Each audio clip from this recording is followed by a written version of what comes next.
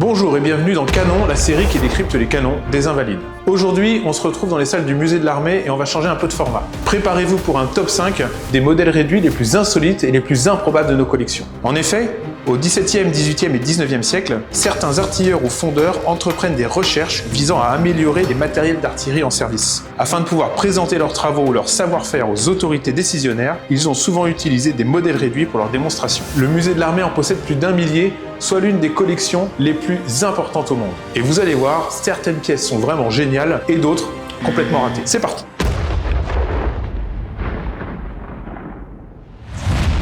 Alors on commence avec le numéro 5, une pièce hybride aussi ambitieuse qu'inutilisable, un modèle réduit de canon de 12 livres surmonté d'un mortier de 8 pouces. Le tout part d'une volonté d'avoir une arme en combinant deux, à la fois un canon, donc, qui va tirer en tir tendu un boulet plein en fonte de fer, et un mortier qui va tirer une bombe explosive en tir courbe. Bon, en réalité, c'est surtout une fausse bonne idée qui a beaucoup plus d'inconvénients que d'avantages. 1. La pièce va être très lourde. 2. Pour viser au canon, c'est quand même tout sauf pratique, pour ne pas dire que c'est impossible. Et puis surtout, les tirs répétés du mortier vont déformer le tube du canon et le rendre inutilisable. Vous l'aurez compris, ça ne marche pas du tout, et l'idée n'a jamais dépassé le stade de la maquette. Dans ce modèle réduit, ce n'est pas le tube qui est innovant, mais l'affût. Il s'agit d'un projet conçu et proposé par le général François de Chasseloup-Laubat, inspecteur des fortifications et l'un des principaux généraux de l'arme du génie pendant les guerres de la Révolution et de l'Empire. Pour défendre les places fortes, l'artillerie doit parfois être placée sur des affûts assez hauts pour tirer par-dessus le parapet. Le souci, c'est que cela expose la pièce et les servants aux tirs adverses. Le système d'éclipse proposé par Chasseloup-Laubat permet d'abaisser le canon au moment de l'opération de rechargement et de mettre la pièce à l'abri du parapet. Pour ce faire, l'affût se divise en deux parties coulissant l'une sur l'autre et reliées par une chaîne, ce qui autorise l'élévation et la rétractation du canon. Toutefois, vraisemblablement en raison de sa complexité, cet affût n'a jamais été adopté et produit par l'armée française et est resté à l'état de projet via cette maquette.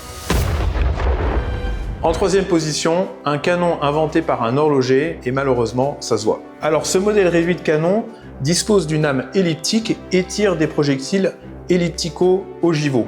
Désolé pour ce syllogisme douteux. Le canon est très massif, avec un bouton de culasse absolument proéminent, son affût est totalement obsolète et les projectiles n'offrent aucune praticité. Cerise sur le gâteau, le refouloir, l'outil qui sert à pousser et à tasser la charge de poudre et le projectile au fond de l'âme du canon, est aussi grossier que disproportionné. En réalité, son intérêt n'est pas technique mais symbolique. Et oui, l'année 1860 voit l'annexion de la Savoie à la France. Sachant Napoléon III passionné par l'artillerie, Monsieur Viton s'est empressé de lui offrir ce petit canon pour lui témoigner sa joie de devenir français. Alors on ne connaît malheureusement pas la réaction de l'empereur à la vue de ce présent, mais en excellent connaisseur de l'artillerie qu'il était, il a dû accuser une certaine surprise, ça c'est sûr.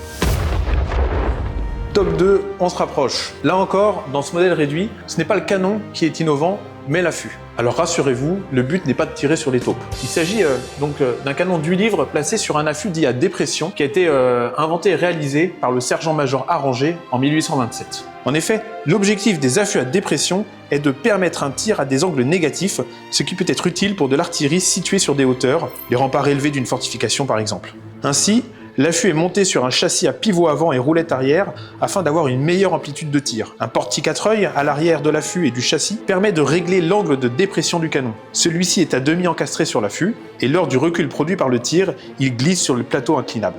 Alors il ne me semble pas que cet affût ait été adopté par l'armée, non pas qu'il soit inutilisable, au contraire l'idée est vraiment intéressante. En revanche, dans le cadre d'un siège, ce canon devient une cible de premier choix pour les attaquants. Et enfin, voici le grand vainqueur, même si, bien entendu, ce classement est complètement subjectif. Ce modèle réduit s'appelle le Commode et présente un canon de 24 livres divisé en 5 tronçons assemblés par des boulons et des écrous. Mais pourquoi donc? Eh bien, au début du XVIIIe siècle, Nicolas de Saint-Hubert, fondeur installé à Rochefort, imagine et fabrique un canon qui se démonte en 7 parties emboîtées les unes aux autres et reliées par des boulons et des clavettes afin d'être plus facilement transportable. Cette pièce est testée le 5 février 1712 pour un résultat catastrophique. Les clavettes cèdent et la culasse de plus de 150 kg est projetée 25 mètres en arrière. Je vous laisse imaginer l'échec. Saint-Hubert conçoit alors un nouveau projet à échelle réduite, composé seulement de 5 tronçons, c'est celui-ci. Ce canon démontable a été baptisé le Commode, probablement en référence à sa facilité supposée de transport, mais il n'a pas été adopté par l'armée. En effet, si la pièce avait été réalisée à taille réelle, elle aurait demandé énormément de bronze, ce qui l'aurait alourdi de manière inconsidérée et rendu d'utilisation parfaitement incommode. En gros, c'est comme vouloir faire un couteau suisse de 15 kg.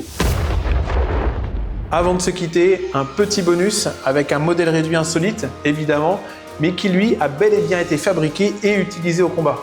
En 1703, un religieux italien, Jacques-Marie Figari, conçoit ce canon à 3 âmes, ce qui permet d'offrir une puissance de feu accrue, 3 boulets partant à chaque tir. La France se montre intéressée par ce projet et après avoir conclu un accord avec Figari, en commence la production dès l'année suivante. Les choses ne traînent pas et dès 1704, 39 canons de ce type arment les équipages de l'armée des Flandres. Toutefois, il est probable que ces nouveaux canons n'aient pas répondu aux attentes des artilleurs, l'avantage de la puissance de feu étant contrebalancé par l'inconvénient du peu de mobilité de la pièce du fait de sa masse. Ainsi, après la bataille de Malplaquet en 1709, où certains d'entre eux doivent être abandonnés aux Britanniques, leur production s'arrête définitivement. Voilà pour ce tour d'horizon des modèles réduits les plus fous de nos collections.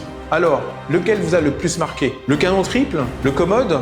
Ou encore l'invention de notre ami savoyard? Dites-le en commentaire, mettez un petit pouce en l'air si ça vous a plu, et surtout, venez les voir en vrai dans les cabinets insolites du musée de l'armée, ici, aux Invalides. À bientôt!